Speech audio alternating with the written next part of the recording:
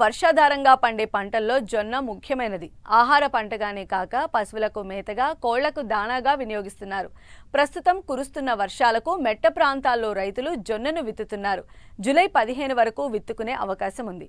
అయితే జొన్నలో అధిక దిగుబడులను పొందాలంటే సాగులో చేపట్టాల్సిన సమగ్ర యాజమాన్య పద్ధతుల గురించి తెలియజేస్తున్నారు రాజేంద్ర నగర్లోని మొక్కజొన్న పరిశోధనా స్థానం ప్రధాన శాస్త్రవేత్త డాక్టర్ నగేష్ కుమార్.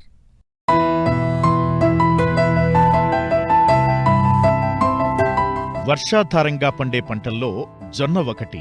తెలంగాణలో మహబూబ్ నగర్, ఆదిలాబాద్, మెదక్, రంగారెడ్డి జిల్లాల్లో అధిక విస్తీర్ణంలో సాగు చేస్తున్నప్పటికీ మెట్ట ప్రాంతాల్లో లేదా తక్కువ వర్షపాతం నమోదయ్యే ప్రదేశాల్లో వాతావరణంలోని మార్పులను తట్టుకుని అధిక దిగుబడినిస్తుంది. జొన్న సాగుకు సారవంతమైన అన్ని రకాల నేలలు అనుకూలమైనప్పటికీ మురుగునీరు నిలిచే భూములు, చౌడు నేలలు పనికిరావు. జూలై 15 వరకు ఈ పంటను విత్తుకోవచ్చు. ఆలస్యంగా విత్తుకుంటే జొన్నలో మొవ్వు తొలుచు ఈగ, కాండం తొలుచు పురుగులు ఆశించి పంటకు నష్టం చేకూర్చుతాయి. కాబట్టి విత్తే ముందు విత్తన శుద్ధి చేసుకుంటే తొలి దశలో వచ్చే శిలీంధ్రపు తెగుళ్ల నుండి పంటను కాపాడుకోవచ్చని రైతులకు సూచిస్తున్నారు రాజేంద్రనగర్లోని మొక్కజొన్న పరిశోధనా స్థానం ప్రధాన శాస్త్రవేత్త డాక్టర్ నగేష్ కుమార్. మన రాష్ట్రంలో జొన్న ప్రధానంగా మెట్ట ప్రాంతాల్లో ఒక ముఖ్యమైనటువంటి పంట. వర్షాధారంగా సాగు చేసేటువంటి ఈ పంట మహబూబ్నగర్ జిల్లా, అలాగే ఆదిలాబాద్ మరియు మెదక్ జిల్లాలో వానాకాలంలో పెద్ద విస్తీర్ణంలో సాగు చేస్తూ ఉన్నారు. ప్రస్తుతం మనకి చిరుధాన్యాలకు సంబంధించినటువంటి ఆహార పదార్థాలకు కూడా అర్బన్ ప్రాంతాలు అంటే పట్టణ ప్రాంతాల్లో లేకపోతే మెగా సిటీస్లో కూడా మంచి డిమాండ్ ఉంది. కాబట్టి వీటిలో ఈ చిరుధాన్యాల పంటల్లో జొన్న ఒక ముఖ్యమైనటువంటి పంట. కాబట్టి ఈ జొన్న పంటను సాగు చేసి కూడా రైతు సోదరులు మంచి దిగుబడులు అలాగే అధిక నికర ఆదాయం పొందడానికి అవకాశం ఉంటుంది. ప్రస్తుతం మనకి తొలకరి వర్షాలు పడ్డాయి. ఈ వానాకాలంలో జొన్న పంటని ఇప్పుడు పడ్డటువంటి వర్షపాత తేమను ఉపయోగించుకొని కూడా అలాగే జూలై 15 లోపే జొన్న పంటను విత్తుకోవాలి. ఆ తర్వాత జొన్న పంటను విత్తుకుంటే చాలా నష్టం జరిగేటువంటి అవకాశం ఉంటుంది. కాబట్టి తప్పనిసరిగా రైతు సోదరులు ఈ విత్తుకునే సమయాన్ని పాటించాలి. అలానే పంట విత్తుకునేటప్పుడు తప్పనిసరిగా కూడా ఇమిడాక్లోప్రిడ్ అనే మందు 7.5 మిల్లీలీటర్లు కానీ లేదంటే థయోమితాగ్జాన్ అనే మందు 3 గ్రాములు 1 కిలో విత్తనాన్ని కలిపి తప్పనిసరిగా కూడా విత్తన శుద్ధి చేసుకోవాలి. అప్పుడే మనకి ఈ మొవ్వు చంపుగా బారిన పడ్డాన్ని కూడా పంటని మంచిగా రక్షించుకోవచ్చు. కాబట్టి ఈ 2 రకాలు ఏదైనా సరే ఇమిడాక్లోప్రిడ్ కానీ థయోమితాగ్జాన్ వీటితోటి విత్తన శుద్ధి చేసుకోవాలి. ప్రతి ఎకరాకి 3 కిలోల విత్తనం అవసరం ఉంటుంది.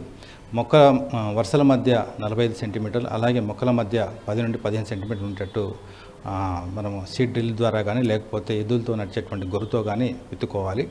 ముఖ్యంగా జొన్నలో వానాకాలంలో సాగు చేసేటప్పుడు రైతు సోదరులు డ్యూయల్ పర్పస్ వెరైటీస్ అంటే గింజ మరియు చొప్ప రెండింటికి ఉపయోగపడేటువంటి రకాలనే ఎన్నుకోవాలి. వీటిలో మనకి పాలెం ప్రాంతీయ వ్యవసాయ పరిశోధనా స్థానం నుంచి CSV 31 తెలంగాణ జొన్న, అలాగే CSV 41 పాలమూరు జొన్న మరియు పాలెం పచ్చజొన్న ఈ విధంగా మంచి చొప్ప అలాగే గింజ నాణ్యమైనటువంటి గింజని దిగుబడినిచ్చేటువంటి రకాలు అందుబాటులో ఉన్నాయి.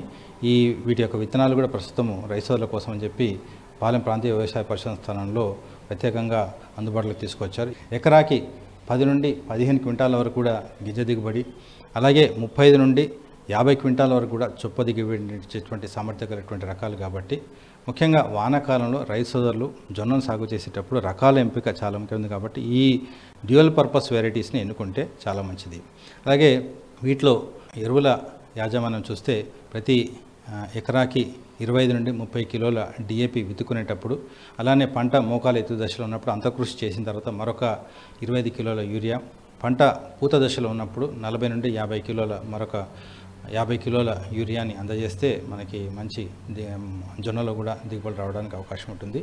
ఈ జొన్నలో ముఖ్యంగా మొవ్వు చంపుగా, కాండం తొలుచు పురుగు సమస్యలు ఎక్కువగా ఉన్నప్పటికీ కూడా విత్తన శుద్ధి ద్వారానే చాలా వరకు కూడా ఈ సమస్యని నివారించుకోవచ్చు. అయితే పైరు పెరిగిన తర్వాత మనకి గింజ బూజు తెగులు ఎప్పుడైతే కంకులు ఏర్పడితే ఆ సమయంలో వర్షాలు పడ్డప్పుడు ఈ గింజ అంతా కూడా తేమ ఎక్కువగా నిలబడి గింజ బూజు అంతా కూడా బూజు తెగులు వచ్చేటువంటి అవకాశం ఉంటుంది. కాబట్టి ఇట్లాంటి సమస్య వచ్చినప్పుడు రైతు సోదరులు ముఖ్యంగా పొలమంతా కూడా పిచికారీ చేసుకోవడానికి అవకాశం ఉండదు. కాబట్టి బార్డర్ మొత్తం అంటే మనకి పొలం మనం చేను వేసుకున్నటువంటి బయట ప్రాంతం అంతా కూడా మొక్కలపైన కంకులపైన 1 లేదా 1.5 మిల్లీలీటర్ల ప్రొపికోనజోల్ అనే మందు కంకులపైన పిచికారి చేసుకుంటే తర్వాత లోపల ఉన్నటువంటి కంకులన్నీ కూడా ఈ తెగులు బారి పడకుండా పంటను కాపాడుకోవచ్చు. కాబట్టి ఈ విధంగా ముఖ్యంగా గింజబూజు తెగులు సమస్య ఉంది కాబట్టి దీన్ని ఈ విధంగా నివారించుకోవచ్చు. అలానే మనకి పాలెం పచ్చజొన్న అనేది తొందరగా వచ్చేటువంటి రకం. ఇది 90 నుండి 95 రోజుల్లోనే కొత్తగా వస్తుంది. కాబట్టి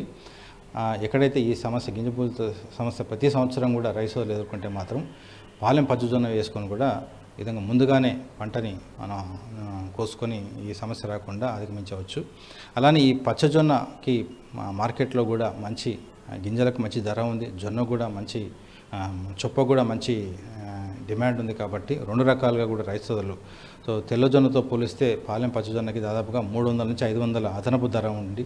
అలానే చొప్పకు కూడా డైరీ ఇండస్ట్రీస్, ఎందుకంటే మనకి హైదరాబాద్ తర్వాత చుట్టుపక్కల ప్రాంతాల్లో ప్రస్తుతం మనకి పాడి పరిశ్రమ కూడా పెద్ద ఎత్తున ఎక్స్పాండ్ అవుతుంది. కాబట్టి పచ్చజొన్న సంబంధించినటువంటి చొప్పకు కూడా మంచి డిమాండ్ ఉంది. కాబట్టి రైతు సోదరులు 2 రకాలుగా కూడా లబ్ధి పొందుతారు. కాబట్టి ఈ విధంగా పచ్చజొన్న రకాన్ని కూడా వేసుకొని మంచి దిగుబడులు, అధిక ఆదాయం తీసుకోవచ్చు.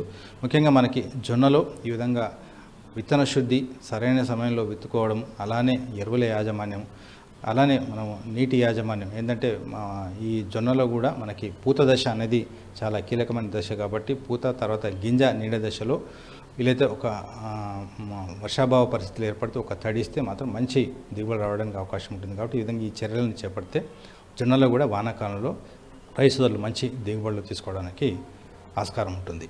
జొన్న పంటను ఏక పంటగానే కాకుండా అంతర పంటగా సాగు చేసుకునే వీలుంది. అంతేకాదు జొన్నలో చొప్ప దిగుబడి అధికంగా ఉంటుంది. ఇటు ఆహార పంటగానే కాకుండా పశువుల దాణాకు పనికొస్తుంది. అయితే సకాలంలో శాస్త్రవేత్తల సలహాలు, సూచనలు పాటించినట్లయితే అధిక దిగుబడులు పొందవచ్చు.